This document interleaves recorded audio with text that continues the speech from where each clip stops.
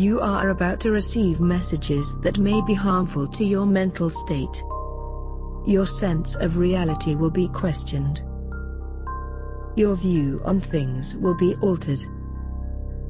You are now part of the meta. The meta controls everything. The meta determines what will and will not happen. You are watching the Meta Show.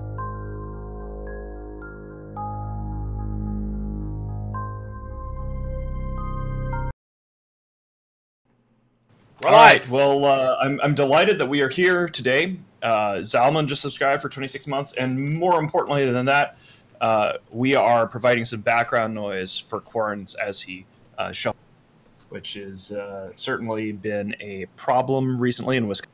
Oh, and, dude. yeah. It's starting to warm up here. Crazy shit. We have a pretty interesting meta show today. I'm glad that we have a large... I didn't get very much sleep last night, so I'm going to seem a little bit derpier than usual. So basically just like normal, but even slower. And pew pew stuff, thank you very much. I appreciate that. We have Asher Elias, we have Jay Amazingness, and we have K-Color today. And the primary topics we're going to be going over relate to the big news of the week, RDevs, thank you very much, which is the Alliance tournament has been shut down. Later on in the program, we're going to be talking about some nullsec news about the formation of a new Russian bloc out of the ashes of RMC and Legion of Death. I guess technically not out of the ashes, that might be rude to say, but formed out of RMC and Legion of Death, potentially going to war with Fraternity. Arainron Began, thank you very much. Artawe, 27 months, thank you very much. I do my best to be a river to my people, thank you. Yeah. And Asher, what is your ranking right now? I've forgotten what I promote you and I demote you so many times. I've kind of forgotten where you are. I got a really cool painted forum signature where it actually rotates. The highest I go is 19th, and the lowest I go is 24th. But usually it settles around 23rd. So yeah, so we'll see 23rd. We haven't had Asher on here in a while. I haven't said hi to Asher in a while. It's nice to see you here, by the way. Glad we finally added him to the ACLs of the Meta Show. Yeah. Wow. Request accepted. I have a question about that. I was told to ask you before we jump into this. Is what's it with you and structures and ACLs? Do you mind sharing? I feel like you're setting me up for a story or a joke. No, I don't know. Lux says to ask you what you feel about ACLs and structures, and it's one of your favorite things. I'm just curious what you mean. Oh, we were having like an Ilum meeting earlier today, and they were droning on for like 10 minutes about ACLs and structures. I was getting coffee and reheating some pad thai. And, yeah. Yeah, and then after the 10th minute, my brain just snapped, and I started screaming and Alt F4 mumble. So I had to leave. That's great. People wonder like what's going on deep in the heart of the Goon Swarm with all our machinations and planning. And it's like two G-Sol nerds talking about ACLs and fueling things and me wanting to kill myself. It's funny. That's great. Okay, so that's exactly what we were looking for in that answer. Perfect. All right, awesome. So, yeah, this week's been an interesting week. The fiance had to go home, so now I'm free to game a lot. But I had no sleep like the last 2 days. Last night was the only night I got sleep, which was interesting. But I got to have lots of very yummy cake. I don't have a picture on my computer, but it's on my phone. But they like laid out like 8 different kinds of cakes and like 15 different kinds of fillings, and then took notes on what I liked and disliked. Is this what you've been talking about on the Meta Show? Are you turning into a feed or something? Is this like a fetish thing? No, again, they laid out 8 kinds of cake. Oh, that's right. You were talking about the cake tasting last week. Right, because for my wedding, yeah. I actually did it on Thursday, and it was fucking It does sound like some sort of creepy sexual thing. No. This was like an actual thing, and like the lady who was going to be making my wedding cake sat there and took notes and told me like the different kinds she could do and the different way that she could do it, and they could literally customize it any way you could imagine. It was like, holy fuck! I didn't even think this was possible. So yeah, that's really there's cool. just so many jokes to be made here. Yes, all these softballs are going over the plate, and I just don't even know. Brock4holic says the one thing DBR needs is more cake, but the thing is, his doctor has ordered him to gain weight. No, he announced that on the Meta Show some months ago. His doctor... have you met the requirements that he asked for? I'm too fat now. I gotta lose weight. I have to lose a lot. All right, I want to do some quick shout-outs here. We had a bunch of subs in there. Ronnie Hugo, Sally Salomon, Omni181, DX3, Junior Gleam. Thank you very much. Bleezy 123. Yeah. Anyway, Okay. so moving on, we're going to click a button and we're going to jump right into the top story. And this is going to be the saucy part. Good time to make jokes. So, top story of the day. I would rather to say the whole week because I'm going to give you two links. First one is CCP Falcon's official announcement. The Alliance Tournament update. The update is TLDR, it's over. No more Alliance Tournament from CCP as of this moment. And it has been canceled. Oh, just this year. They said just this year. Yeah, so it could come back. Do you guys ever picture like Falcon as like the I'm blanking on the term, like the White House press correspondent, like Sarah Huckabee Sanders is the current one. The press correspondent, yeah. Yeah. So they just have to go up and just eat shit for whatever policy is that people don't like. They have to be like, well, this is how it's going to be, and we think there's going to be a lot of positive things to come from it, Yeah, he's got to be the guy that spins it to make it sound like it's an okay thing, even though it's probably caused a lot of rage. So right away, Falcon has said, look, it's been canceled this year. And this brings me back to our discussion last week, and maybe Minton's will remember this. We talked about how they didn't reserve potentially didn't reserve the Opera House they use. Yeah, the ARPA. So this could be related to the Alliance Tournament. Like, they had all these plans for different things to do, and then the guy that would make it so is no longer with the company. So it's very possible. I think that there's a number of issues. Thank you for the sub, John Hartley, and also Hilda for 48 months. Yeah, that is insane. I think that is one of the only 48-month subs that I've ever seen. Him and one other. There's one at 51 now. That's I right. think. Yeah. So I think there's two issues that need to be addressed. Like, there's two separate issues here when it comes to the Alliance Tournament. One is the question of what, and this is what fascinates me, is what went into the decision. Was this a thing that CCP decided based upon numbers, metrics, and math? And that would tell us a lot about the value that the Alliance Tournament brings to the game. And I think there are legitimate questions about this. In a lot of the Reddit controversy that we've seen about the Alliance Tournament, there is an assumption that the Alliance Tournament is this critically important thing. And I think it would be fascinating if CCP had actually made a decision based upon numbers, data, metrics, math, showing some sort of reality-based decision-making. And I hope, because, guys, as a reminder, the CSM has just landed in Iceland, and the CSM summit is beginning as of tomorrow, I believe. Actually, no, as of Monday or whatever. But a lot of the CSM are there already. And hopefully the CSM will come back, and in the minutes there will be questions about the Alliance Tournament, and we'll be able to find out what the hell happened. Right. My fear is that they just realized that they didn't have enough people to do it properly, and they didn't make a metrics-based decision. So that's one discussion. The second discussion that we will be getting into here momentarily, we'll be talking about all of this, is a broader question about, is the Alliance Tournament, the way that it is structured, actually good for EVE Online with the way that it has prizes? Yeah. Was the Alliance Tournament good for EVE Online back in the day when it was less of a cabal of the same 3 or 4 teams fighting amongst themselves? And there are a million different views here. So I think that there's a lot of interesting stuff to pick apart. I want to actually swing this over to Asher to begin with. Asher has been team captain for the Alliance Tournament for Goonswarm for several iterations now, and even got me into flying in the previous, which might unfortunately be the last Alliance Tournament, we'll see, got me into it. So I'm really curious to see what Asher's views are. And Asher, please just take the floor and speak for as long as you'd like about it. I know it's a nuanced issue with a lot to pick apart.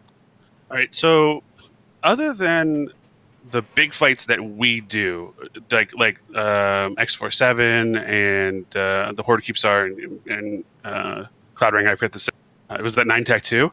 Other than those fights, what event for EVE gets more than 5,000 net viewers on Twitch? It's only the Alliance Tournament. The Alliance Tournament is the only other thing that ever gets a bump in news coverage, which we know is important for getting people in the game, and Twitch coverage, which I think is also important. Those are the only two things. And one, CCP has no control over it. They don't control us going to war. They don't have any control over big fights happening. So why would you get rid of the only thing that gets you, as far as I can see, like repeatable positive press and eyeballs looking into Eve? I don't get it, and I tend towards Mitten's views where I think it's probably they do not have the capability to run it, rather than the really nuanced, thoughtful decision. I think I was talking with an older goon guy who really hates the AT. That's something that's pretty common, especially amongst older goons. And he was like, it's the same group of people are the ones always winning and fighting over it. It's 20 guys who enjoy it. I don't really look at it that way. Like how many goons actually watched our team play and watch other teams play and talk about it. It'd be like me saying, League of Legends is not popular because the same 4 teams are competing over and over again. Well, that's true, but a lot of people are watching it that are not in those teams, right? And on a smaller scale, that's what's happening with the Alliance tournament. So I don't know why you would get rid of what I feel like is one of the few big bumps that Eve gets annually. It doesn't make a lot of sense to me. I have to jump in here and give Arindis a shout out. So there's been a tremendous amount of discussion about this, and this is the first time that I've seen this argument, and I think that it's actually one of the single best and most concise explanations for why this has happened, which is that the people who would be running and managing the Alliance tournament are the same sort of people who are now being stuck with flying all around the world for the world tour. And I don't know if Arindis came up with this argument, if somebody else said it was the first time I have seen this argument, and it really makes a lot of sense. Yeah. The people who are typically responsible for helping put on the show and manage it and communicate with the community are the folks that are now being required to do basically like 5 or however many mini fan fests because CCP whacked their event manager and screwed up their scheduling for Harpa. So the explanation for why CCP doesn't have an Alliance tournament this year may actually be a completely mundane scheduling fuck up because they screwed their staff over by screwing up the FanFest thing, and that this might be why we're in this situation at all. Yeah, it comes back to that whole, the person who's in charge of planning the year of events, like your calendar guy, he's no longer there. So you got nobody scheduling things well enough, and these 5 FanFests may just be... Because I remember the Alliance tournament takes 2 or 3 weekends. It's not like they just do it all in one weekend, boom, it's done. It takes a long time. It's like these major tournaments for other video games that take several weekends to complete because there's just so much going on, so much involvement. And another thing, too, is when you have something like this, I mean, EVNT, I saw some comments, well, why not just give it to EVNT? EVNT is good and all, but the problem with EVNT is you can't trust EVNT to be the set officials of something that involves the level that the Alliance tournament funding involves, i.e., prizes that equal tens of trillions of ISK. You can't rely on the officials to be players. You have to have a CCP employee who's going to be impartial, and maybe they just don't have time. I want to go ahead and, since we gave Asher the talking stick for a bit, I'd like to go ahead and bring K Keller in and see what K Give Keller him has the conch. Yes, you get the conch. What are we talking about? The Alliance tournament? Yes. Yeah. I don't know. Like, I don't really care about it. Honestly, I would have just passed it off to Asher because he is the most winning Alliance tournament person that I know. Personally, I think you've won that one match, right? Was there more than that? We've won 3 matches. Thank you very much. Goons always win 1 or 2 every year. It's just kind of a tradition. I mean, I understand that people want to watch it. Like, even I was just looking, World of Warcraft right now is having their own like World Championship thing, and usually there's no one watching that. And now they have 20,000 viewers, so it does create at least a Twitch presence where more people will tune in and watch just because these are quote unquote the best of the best playing against each other. I think would this have been the second year or the first year with skill injectors in the game? Because I think in the past a lot of the Alliance tournament stuff was gated behind having the right skills trained for your characters before you could even get on a team. And now we just take anyone. They're like, yeah, we can inject you if you need to run a particular show. So I think people hate on injectors, but it's also created that opportunity for people that are like actually good at the game but may not have the flavor of the month shipped. Now they can just inject it.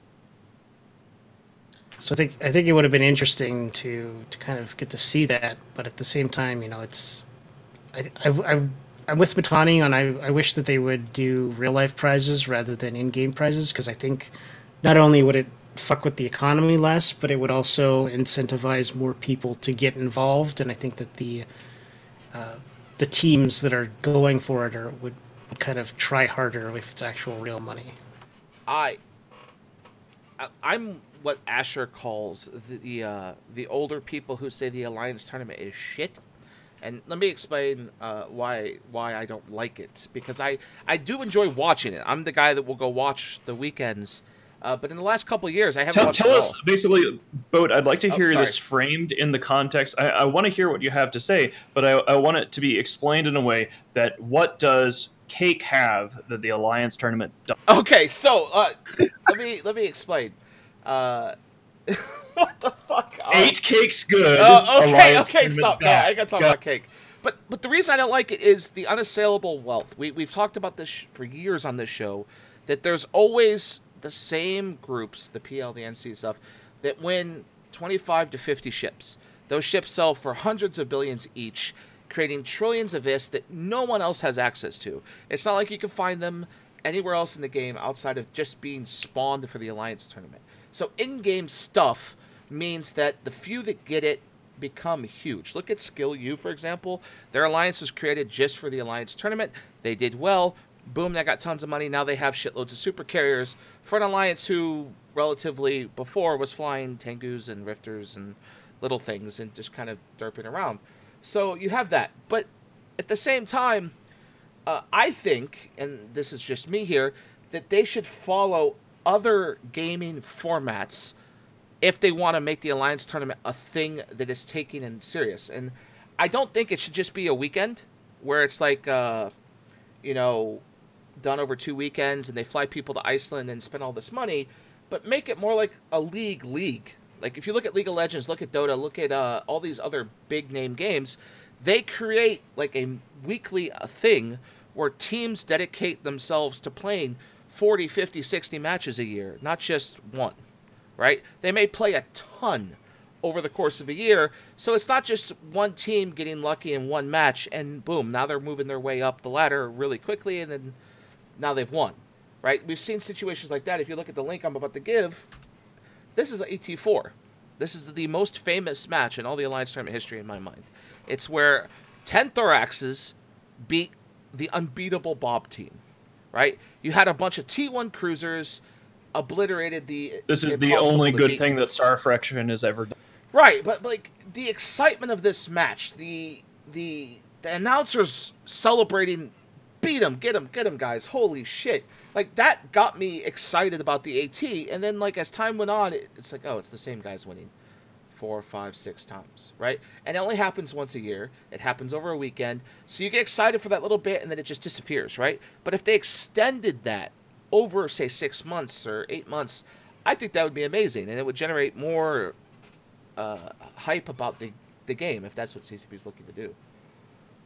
I'd like to bring Jay in here because he's but before I start bloviating with my opinion again, I want to know if Jay has any views about the Alliance tournament and hand the conch over to him. I only used to really watch it when you could bet. I was quite into the betting of it, but ever since I watch all like the Imperium Alliance matches, and the final, but I don't really pay too much attention otherwise. Yeah, Asher, you go. I think the betting just took a lot of interest out of it. Like that was a big part of what people were interested in. The betting made it more fun. It gave you stakes in matches that you didn't really care about. And it was something like one time a year that I'd actually use the betting websites, whatever. But I'd waste 10, 15 bill a year. It's fun that one time a year. I think one of the things that's curious about this to me is the viability of EVE as an esport. So there's a couple of different assumptions here that I think we need to unpack. One of those assumptions is the idea that viewership on Twitch translates into something that is meaningful, that boosts a metric of engagement or some sort of thing that reflects upon tranquility in a meaningful way. And in all these discussions about the Alliance tournament, we are expressing our feelings. So we're talking about anecdotes about how we engage with it. But we still don't really know at a fundamental level if the Alliance tournament actually moves the needle in any measurable way from CCP. And one of the reasons I bring that up is something that one of our guests was mentioning a few minutes ago about the viability of EVE as something that's interesting to watch in the Alliance tournament format. I've never really been into esports, right? I've never been a super esporty kind of guy. When I've tried to watch like League of Legends things, it's just, maybe I'm just old, but it just didn't capture my attention. And I sort of extended this bias towards all esports because I was never really into the Alliance tournament either. And then recently I found myself watching just randomly, a friend of mine showed me Rainbow Six Siege, and I was watching the Siege match. I'd never seen Siege before. I had never given a flying fuck about it. They had 3-minute matches, and it was fascinating. It was just incredibly good television. There was explosions everywhere. There was stuff moving around. It was viscerally engaging. And I don't like esports. I don't like sports. If I can't get my hands dirty in it, I don't want to do it. I like to participate. I don't like to watch. But it really sort of illustrated to me watching these Siege matches and going like, I don't know anything about this game, but this is amazing to watch. Just sit back and see all the shit blowing up and whatever. It really drew, I thought, a stark and not particularly favorable contrast to not just League of Legends, but particularly to the AT. Yeah, so after this show, which ends in about 30 minutes, guys. We have about 30 minutes ago in the Meta Show today. Such a quick moment to thank our sponsor, Blue Microphones, for giving us our lovely microphones and headsets yet again. Thank you very much. We just gave away a microphone just recently. That person said thank you right away. They're watching the show now. But here's the Lola headsets are amazing. Right. Here's a link for you. That gets 160,000 people watching, and it's the CS:GO majors. I don't watch CS:GO at all any time of the year except for like these majors, and it's because you watch a guy who can Twitch shoot off of a split-second vision of a bad guy, hit him in the head, guaranteed headshot, bam, dead. And if he doesn't get that split-second shot off, he's dead, right? Like, you watch these, like, 5-on-5s, it's like, fuck. Just to imagine how good between their hand-eye coordination and their ability to pull off that vision, it's fun to watch. And then that's why people watch these on Twitch. But even if, say CCP can't make this a viable money-wise, say they don't make any money on it, right? But it does boost viewership of the game, or people that play the game, then they could even turn it into a charity thing where it's like, hey, all the subs and donations that come in during the Alliance tournament, we could just donate to charity. And bam, now they got a way to, put money towards charity or even like that. Anything that makes it so people want to, like, play EVE more, right? Because PvP is the way you get more people playing EVE. I don't care what anyone says. PvP is the best. The problem is that EVE on Twitch without the Alliance tournament is very different from EVE with the Alliance tournament on Twitch. People on Twitch, unless it's like a streamer they like, they only really stay on a stream for 10 to 15 minutes, right? So you want to capture their attention with that the most. And obviously, if there's matches going on, then yeah, you're going to get someone's attention until the match is over. But then, you come back next week when the tournament's not on, and it's just completely the opposite. It's one guy roaming around for 45 minutes looking for a fight, or it's some dude mining on Twitch. Right. I think that's a really really valid criticism, which is, one of the things that's fascinating about the big battles that you see when we have thousands of people, like we at one point, I think the record on this channel is we had like 11,000 people watching one of those big throwdowns, you can participate in that. Like if you see a big tie-dye fuckfest where Titans are getting blown up and stuff like that, and you go, okay, so this is EVE, you can actually, inside of a few days, depending upon whether there's a war on, you can play that game. You can play the game that you see. One of the things that has always struck me as problematic about the Alliance tournament is that it is essentially advising advertising a mini game, right? It's advertising a game that only a tiny fraction of the player base will ever get to participate in. What you see is not what you get. So when we're advertising EVE Online by getting a whole bunch of people to watch the Alliance tournament, it's not actually advertising EVE Online. It's advertising a very restricted, strange little game that only happens once a year, that only, at most 100 human beings get to participate in. I mean, maybe say 200 people get to participate in it. It's right. It's not EVE, which is one of the biggest issues that I have with it. The real issue that I have with it is that I don't think the prizes should be touching Tranquility at all. If you want to have your own little mini game EVE and you want to do your own little tournament, that's great. Do a cash prize, right? They're already spending so much money on this. They might as well say $10,000 real world cash will be divvied up to the winning team or whatever, instead of having the Alliance tournament essentially corrupt Tranquility. Yeah. Here is a part of EVE that is not EVE, that cannot be touched, it cannot be impacted, it cannot be blown up. So it violates the fundamental rules of EVE Online. And yet, kind of like the casinos, it injects all of this capital into Tranquility, which is not something that you can engage with in terms of gameplay. So if you want to do it, give them a 10 grand cash prize and high fives all around with the minigame. And see, this is why I don't like it being only once a year, right? Because it means that the people, let's face it, the Alliance tournament's about who has the most money to spend for a chance at making a shitload of money, right? For CCP, you have buy-ins that cost 20 to 30 billion ISK. The average person's just not going to have that with a group of his friends. The ships and the fits, I mean, we've seen flagships for 60, 70 billion ISK, and those die, right? And that team loses with spending that much money. So you're looking at a team who allocates, say, 200 billion ISK to the side, and they may not even win, right? And then you have, say, 10 groups doing that. The group that has a bunch of T1 cruisers and newbies and it's a new alliance, they're just not going to compete. There's just no way for them to even have a chance. And even in that video I linked earlier, those thoraxes were specifically designed to win that match, and they were designed around it. It wasn't like it was a bunch of newbies. Star Faction were a bunch of old players, right? So, and then you look at the situation where I think it could be better, right, is play-ins. If you look at other sports, the top 10 teams that you see in these big 150,000 viewed matches are just like any sport, right? You have to be the best team. It's like the NFL playoffs or NBA playoffs, right? The bad teams don't get to go to the playoffs. I think it should be the same with the Alliance tournament. You should have play-ins. You should have people fighting maybe week after week, or maybe they have to do 10 matches to determine if they're 10-0 and they get to go. You know what I mean? But K-Color brought up a good point, and that is skill injectors and Plex. If you have real-life money, you can now influence the Alliance tournament. You could spend a shitload of real-life money and buy a whole shitload of Plex, and then buy your way into the Alliance tournament. Buy characters, buy ships, buy everything. Anyone?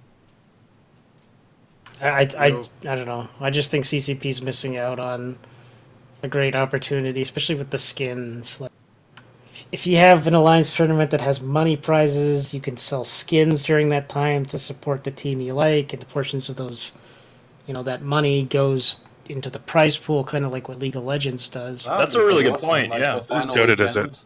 The final weekend, they release skins for the teams that are in the finals.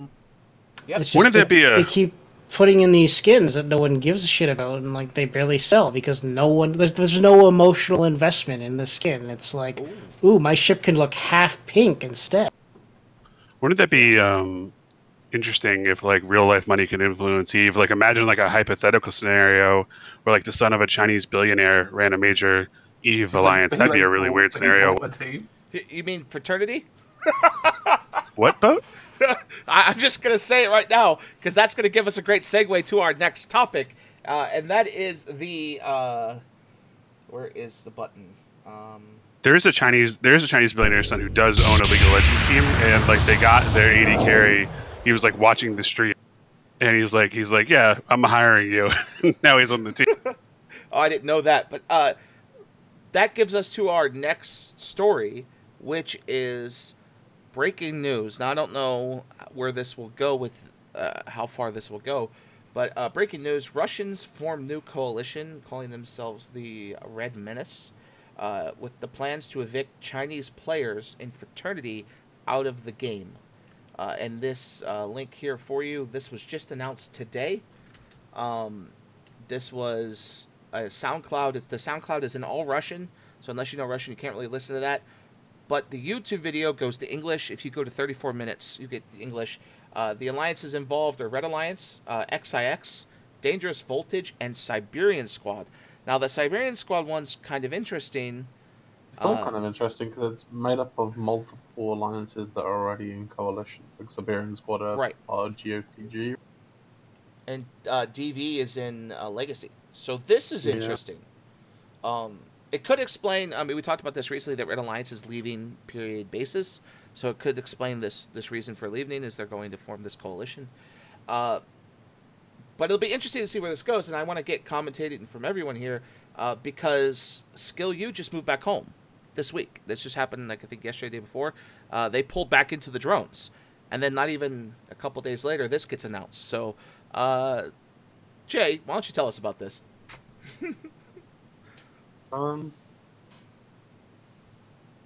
I'm not really sure on, like, it's probably true because, like, the Russians do this every couple of years, right, where they'll disband, go their own ways, and then they'll reform, and they usually last for like 2 or 3 years that way. The last big Russian bloc we saw that was actually decent was probably Steinway. So if these guys are anything like that and like same leadership and everything, they could be pretty dangerous to FRT. It's like a weird time zone, right? Because it's like not quite AU time zone, not quite EU time zone. So it's going to be interesting to see who both sides bat phone for that. Is anyone interested or looking forward to the first real-life war started by EVE Online?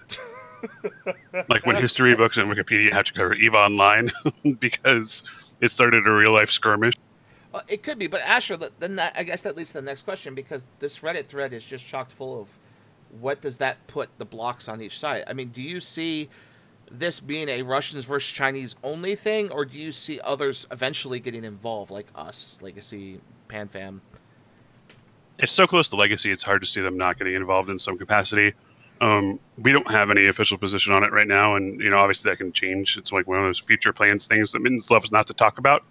But this is one of those wars that I'd be interested to see it. First off, it's in a weird time zone for us, but I'd be interested to see it happen sort of without outside intervention. It's hard to do that in EVE because the problem is if both sides, if one side asks, for any help, then the other side is sort of obliged to do the same, and that's how you get these sort of spiraling out, Franz Ferdinand assassination type wars. Well, Tess still has a nip with Fraternity, so I guess that means that the Russians can still stage from their stuff, but they can't. As long as they don't declare it officially that they're staging from there and attacking, kind of the Skill U way. Yeah, this leads to the questions. But Kickler, explain what you mean by that, though. I didn't know about the Skill U thing. Can you explain that real quick? They were staging in Fraternity Sov, in a Fraternity thing, attacking Test, even though Fraternity has the nip with Test. And it was just kind of this whole, gray area that I guess Test can return the favor on. Because I saw that they completed what Villy called Operation Walking Wall, where they basically just placed keep stars along, that entire front. And I think they're all in range of each other, or you just move from one to the next if you have to restage. So, I wouldn't be surprised if Test returns that favor to Frat.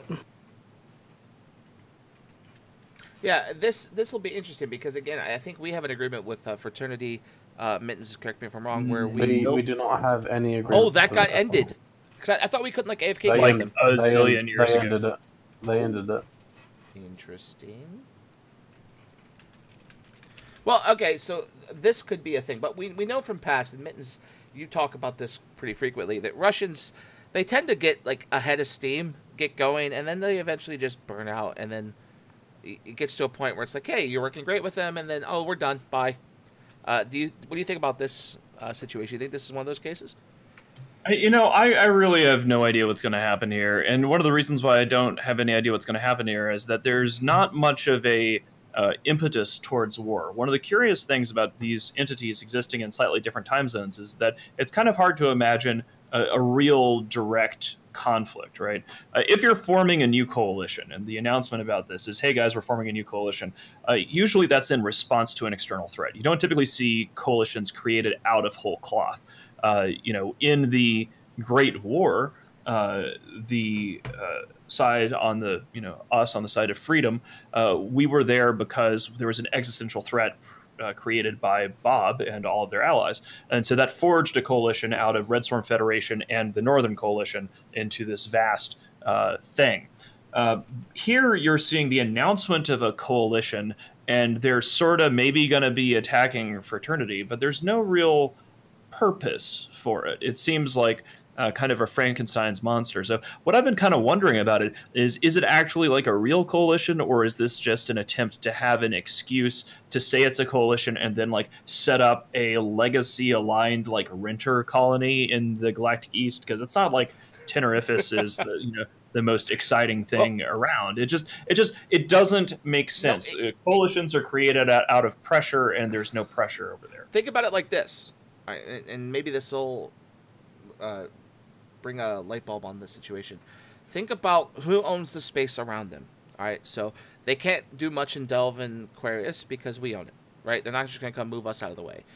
They've already lost to Skill U, that being XX. So it's not like they can evict Skill U and take back the drones. And they can't mess with Legacy, and they can't mess with CVA. So that leaves a very niche pocket of space to kind of carve out a rental place that like both of these groups operate. Fraternity are known for renting and botting, so is XIX, right? And the Russians. They're known for doing this as their model of income. So it leaves a very select amount of 0-0 to carve out, and both groups want it.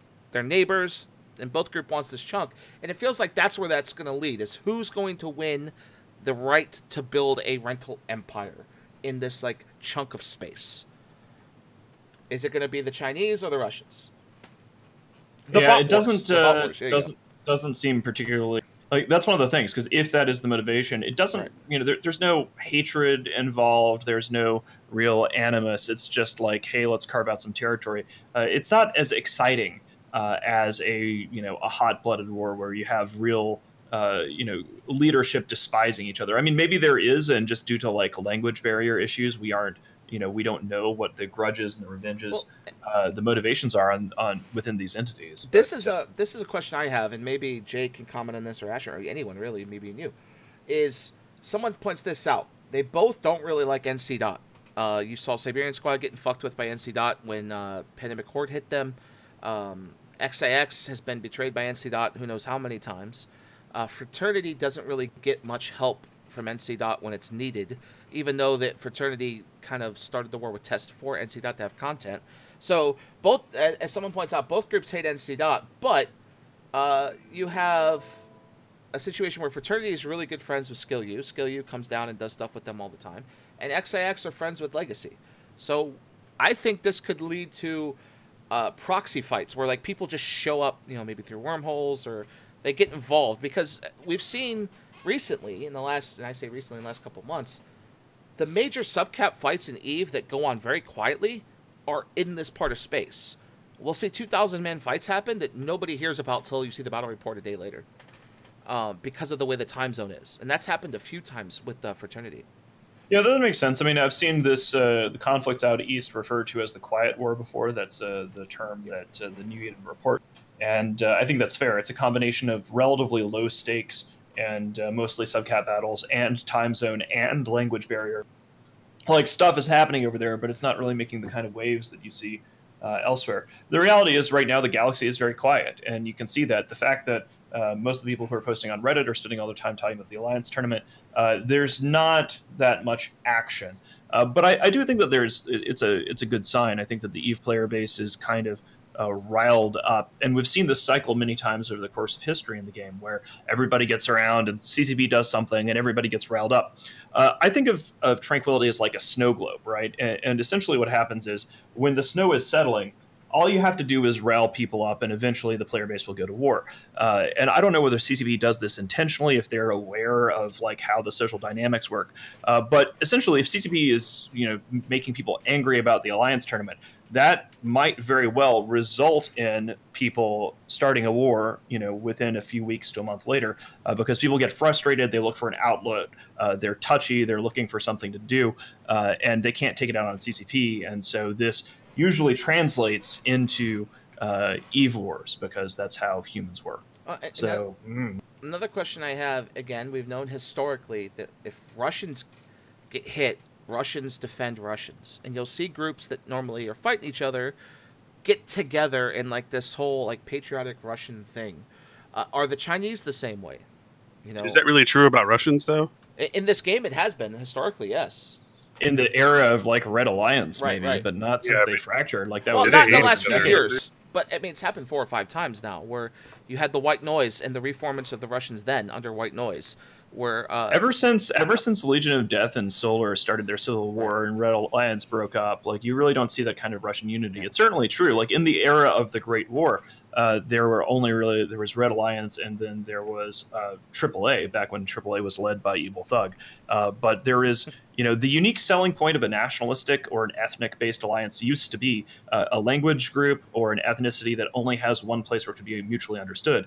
And you started to see this with the influx of Chinese players into Tranquility as well. It's no longer special to be just, we're a Russian alliance. You can have a Russian alliance instead of the Russian alliance. And that's what happens when you have a large enough group. So I don't think that unique selling point is there anymore. However, speaking of unique selling points, which we weren't speaking of at all, it is 45 minutes out. And actually, it is a unique selling point to be a subscriber to INN and to thank everybody. So we're going to go into Cool Kids Only mode. So if you have any random questions once we go there, feel free to ask them and we will answer them. Okay, so this moves us to our next talking point. And this announcement was made this week by our favorite word, Gabloons. Gobbins has announced to his alliance. Is this the mandatory INN approved Gobbins section of the show? Yes. He has announced that they are creating, and I use these exact words, the second largest super umbrella to ever exist in the game. Now, I don't know about history, but I've never... Probably the second largest is in Delve when the armor fleet leaves, right? I'm wondering what kind of inspiration. Now I'll get to the specifics of this and we can talk about it. But I gotta ask Mittens, what kind of person gets excited to hear their leader say we're gonna create the second best of a thing? Like our goal is to be the second greatest on the map. Well, I mean, it must work because I get them mixed up. Is it Avis or Hertz? Like there was a rental car company that for years had a very famous advertising campaign based entirely around being second because it's like we're second best, so we'll try harder or something. So you can pitch it in certain ways, but if you're having to analogize your alliance policy to rental car companies advertising in the 80s and 90s, you've got some trouble. Yeah, so the announcement is they're going to be moving all their oracles to Tribute, and we'll work with NC and PL to create the super umbrella like we have in Delve, specifically in Tribute, and also saying that they plan on still keeping Caval Expanse 3 regions away for renters, and that they will now have a Keepstar Highway that leads directly to Tribute, and they're going to do SRP for Lost Oracles. So I'm curious, Asher J. K. Color, what you guys think of this? Is this the alliance that said that they don't want Geminate to be Delve? Like I kind of vaguely remember them saying we don't want to be like Delve. Bad guys, Delve is bad. We're just gonna do a shitty knockoff. Feels like they're trying to have their cake and eat it too. That is a subscriber question that I'm obligated to ask, which is one of our boys, Penguin Bacon, wanted to ask about which of the cake flavors did you enjoy most?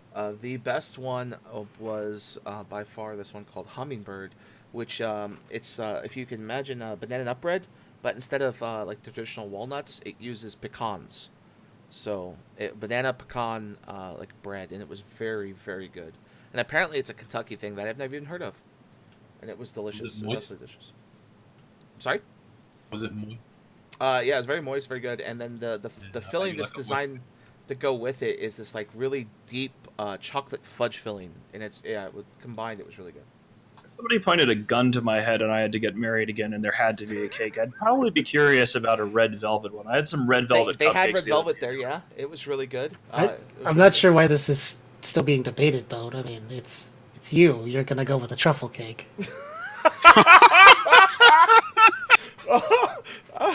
My fiance, she actually asked them if they could do because it's true.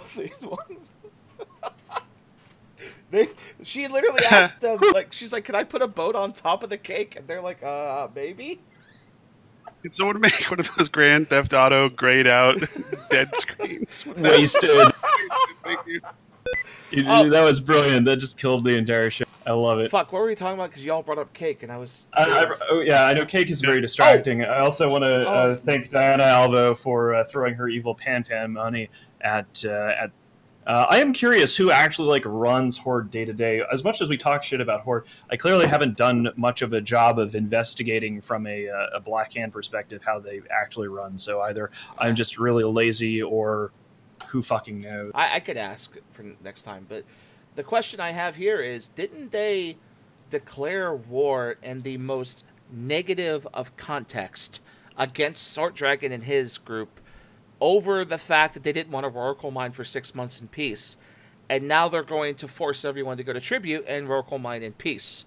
I think it's a positive sign. I think that they're learning how to play the game the way it's intended to be played by the developers, right? Like, you should actually see people doing what we're doing in Delve, right? Like, the renter model is dumb. Mass work walls are the way that the game is designed to be played. Players organizing, working together, forming societies, and establishing their own rules and civilizations. This is even a million years ago, back when I was on the CSM around 2010, we were pushing hard for farms and fields. And you've been gradually seeing people say, hey, the game should be about farms and fields because that means you have spaceships in space providing content because they're at risk. So it's make fun of them all we want. And sure, it's hypocritical of them and blah, blah, blah. But at least they're getting with the fucking program. Y2 strikes again. Thanks, John Hartley, for that link. It was wonderful. And those rigs. I think it's good to see the leaders of coalitions kind of stepping up and taking the lead and declaring these things. That's what Pandemic Horde's doing, right? They're leading the coalition. I guess. But that leads to my another question, is we've seen a lot of battle reports recently where PanFam has been dominated Super and Titan-wise by the smallest Super and Titan group, what should be of the three, which is Pandemic Horde. They're fielding the most Supers and Titans on all these big Super and Titan fights. So, yeah, but they'll never have the FCs. That's their problem. They'll have all the characters and the ships, but they just won't have the FCs because the FCs will see that. Oh, I don't want an FC Horde. You must imagine the work you have to do to build your way up in Horde to become the Super Cap FC. Is it worth it, or could you just join NCDOT? That brings a good question, Jay. Do you think that's because of skill injectors and the ISK? Like the way you can just skill inject a super fleet together now and then have the ISK to buy the supers but not really have the talent or the skill to FC it? I'm sure the super FCs are learning, I'm sure, but it's... What have they done? Yeah, that's the thing. It's like they've not done anything to be able to learn. I mean, they did that like AU time zone gank on whoever lives in Branch is what they ganked with Elo. But that was really like Elo like running it, right? Yeah, they hire other FCs. One of the things that's sort of forgotten about, I think, unfortunately, is how much work and time investment it is for individuals to learn how to become fleet commanders. Yeah, and from a structural perspective, how much effort goes into that. Like the Imperium has our fleet commander tournaments that we're restarting now. It is really hard to train up people because it is a tremendous burden to command. To be a fleet commander and to make mistakes means that the people following you die, and some of them will. You'll feel guilty about that. Yeah, if you're more good. So with super carriers and Titans because they're worth so much more. And especially in the region of space, like grinding for a super in Geminate must be multiple times more difficult than grinding for a super and delve. Well, And it's that, especially with the most recent fleets they've done. Every fleet you've been told when you join the fleet, it's okay. Join this link, go onto this nc.mumble. You're going to be FC'd by nc. If you were a member in Horde that would like to be a capital or super capital FC, it must feel disheartening. Well, I think that there is a path to victory for them, but it requires real allies and it requires real leadership. It's true that they don't have skilled FCs, and it's true that Gobbins has been trying to like hire Elo Knight in the past to like lead things for them. But if there was real leadership, what they could do, because they're already having essentially they're like a borrow a meat shield. They're always having to like get PL or NC dot or other allies to FC them.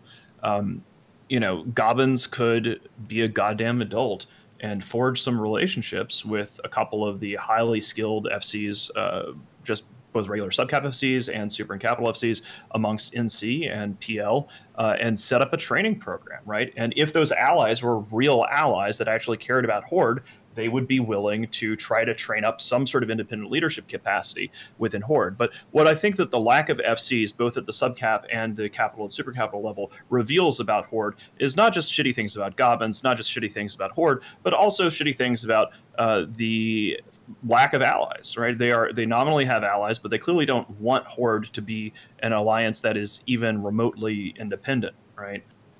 They don't want to mentor. We don't teach. Like, for example, to contrast that within the Imperium, we get a lot of flack for how good our finance team is. Our finance team is constantly opening the door and trying to mentor and assist. And when we figure out things within Goonswarm, we promulgate that across the Imperium to any of our allies that want to learn what the fuck, because we ride together, we die together, and when shit is bad and we're in the trenches together, that's when things really matter, right? When things are ugly and gross and people are poor and starving and the entire game is using cheated ISK to try to come after you, that's when that kind of true friendship really matters, right?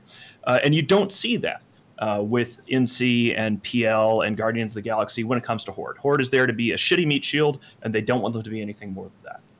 Well, okay. I'm having I worry about, like, we're giving advice to Horde on how to be better, which is a concern because that could threaten us in the future. But on the other hand, I don't believe they'll listen to it. So, but the thing I've always thought was the worst thing that Horde does is they let other FCs run their major fleets. And to become a good FC, you have to learn. You have to make mistakes, and it's like, you're not building up these people for the future. So whenever you're forced to use those FCs, they're not going to be trained. They're going to make those mistakes, maybe on a big stage when you could be making them. You could have made them like 2 years ago, or last year, or this year. So I've always wondered why they do this, and it's consistent. Every big fight, another FC is taking over for them, not a Horde one. It also, like, if I was an FC in Horde, I would feel, it would make me feel like really, like, I don't know, unvalued. Like a McDonald's customer? No, a McDonald's manager, right? It's not like they're going to move up in the world being a McDonald's manager. Well, no, I mean, remember, this is the big thing with Gobbins says that he sees his people, he sees the alliances like a McDonald's franchise, and if the customers are happy, then he doesn't need to do anything to improve it. So basically, as long as the Hordelings are buying their fucking Big Macs, it doesn't matter whether they actually learn a thing about becoming a fleet commander or advance their careers or develop any independent capacity. It is explicitly set up as a franchised meat shield. I mean, it was designed. Maybe we shouldn't be blaming Gobbins for this. Pandemic Horde was designed from day one to be a franchised out meat shield for Pandemic Legion because they realized that PL was losing to the Imperium and everybody else because they could no longer rely on super capitals only to win fights. So they spun up Horde as essentially a meat shield with a skill cap, right? If you get too good, then you graduate to a different alliance. And so that's why you don't see any structures for elevating or educating people past a certain point. They want them to be good enough to be able to press F1, but not so good enough that they get ideas. Well, I want to take this up another notch, too, because, again, this is a situation where they are picking the single worst region to safely Oracle mine in. Tribute can be hit from all these different low sec points. You could literally hide. I think Tribute's pretty good. I mean, I think that's actually like Tribute is a very small defensible region that's easy to. You can hit it in different places, but if they're setting up a super capital umbrella, as we know in Delve, the only way that you can really interdict a super cap umbrella is to bring your own super cap. So I think that's actually a legitimate gameplay thing, and I think it's a positive sign that the leadership in that coalition, i.e. NC Dot et al., are deciding that they should start using rorquals like fucking adults. But that's not Panda Accord. But here's why I say this is weird, right? So they announced they're going to rorquals in Tribute. It puts them in danger. Not to say that it's somewhere safe because of Super Umbrella, but you've seen situations in Delve where rorquals will die because Supers only get you so far, right? If the enemy is really determined to bounce around a lot, it can be difficult to protect all of the rorquals on the different space. But the king that stuck out with the announcement to me, and we didn't mention this yet, is R64s will not be rorqual mined, but then shared with the newer player. And if you want to compare that to Delve for a second, the last R64 mined in Delve had 134 rorquals on it, and it was mined in a few minutes. So why would you stick on a bunch of little ships that possibly won't even finish the whole moon on your most valuable money maker, instead of allowing like your rorquals to make you that money? Anyone? Because it doesn't really make them any of the money. I guess they have the mining ledger that they tax. I don't even know how they do that shit, but it's gonna be weird for them because they're so close to Jita that like if people want to, they can just mine shit and then jump it out to Jita and sell it there. Like they don't really have that option in Delve, or at least like it's gated by the cost of shipping all that shit. But up there, like it's you know, it's a blessing and a fucking curse.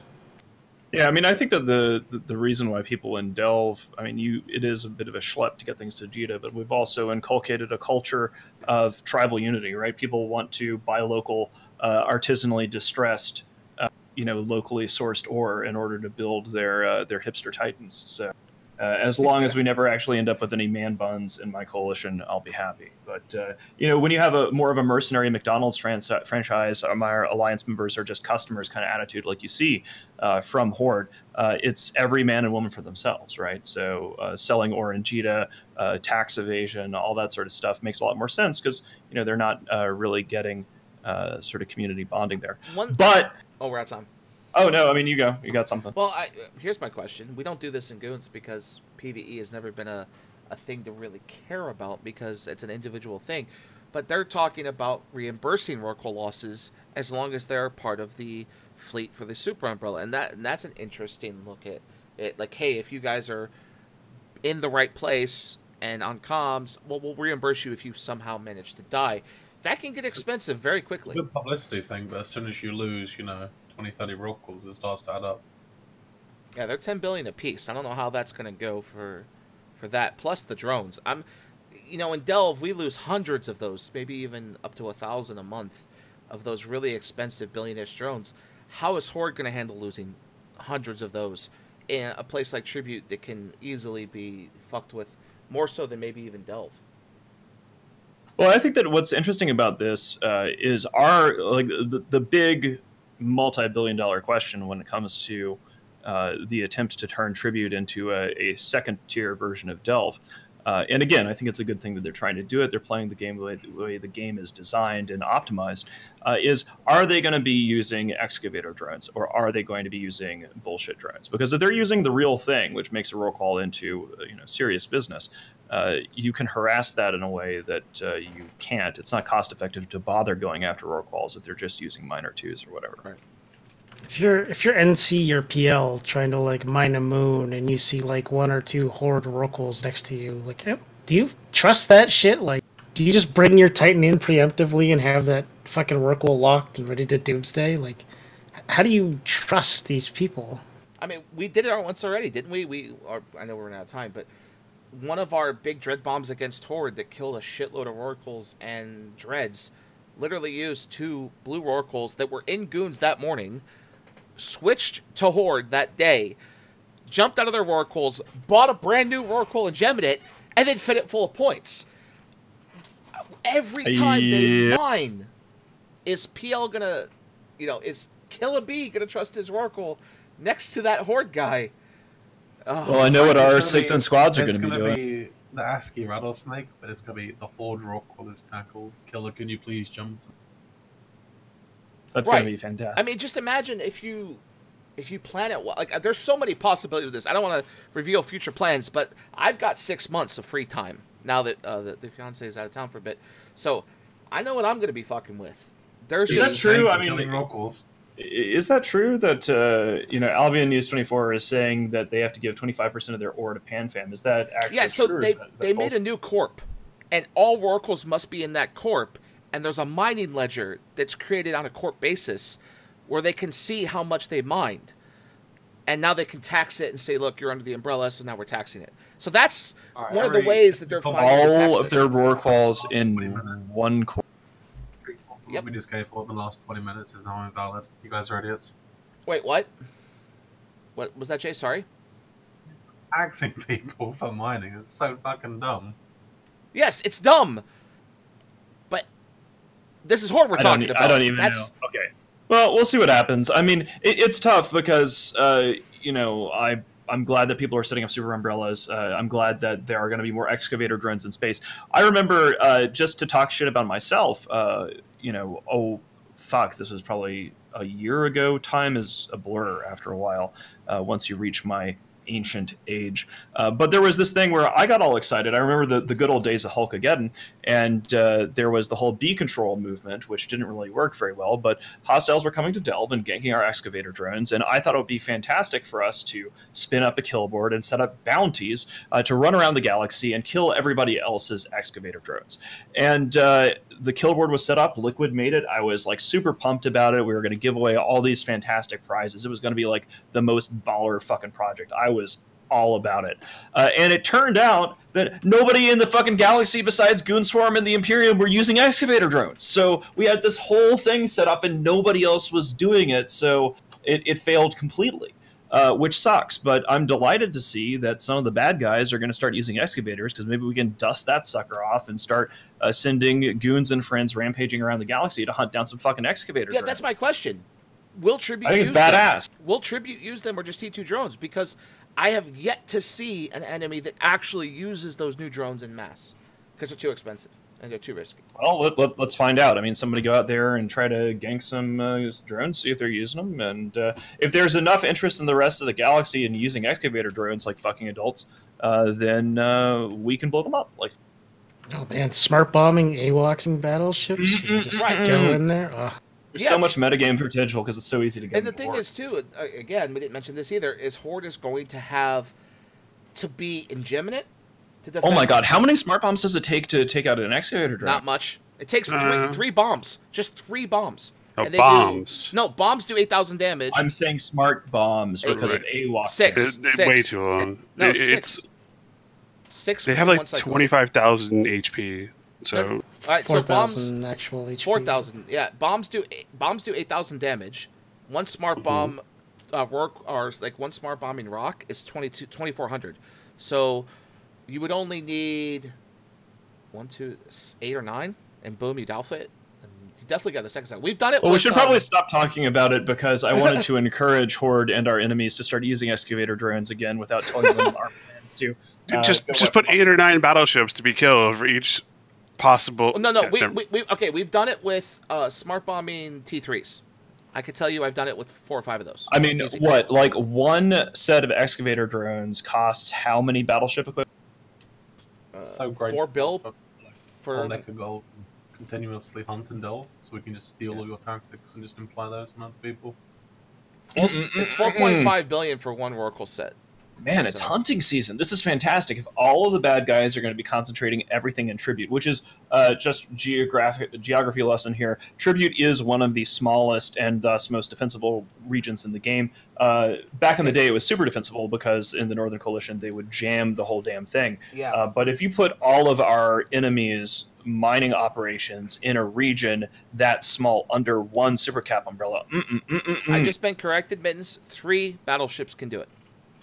Someone just PM me. So 3 battleships in one cycles? cycle, or can just one battleship get off 3 cycles and kill them before? Well, if they're not paying attention, then it doesn't matter. But He says 3 battleships can win volume. So we can hire a Mecha Gold to go up there and steal their drones.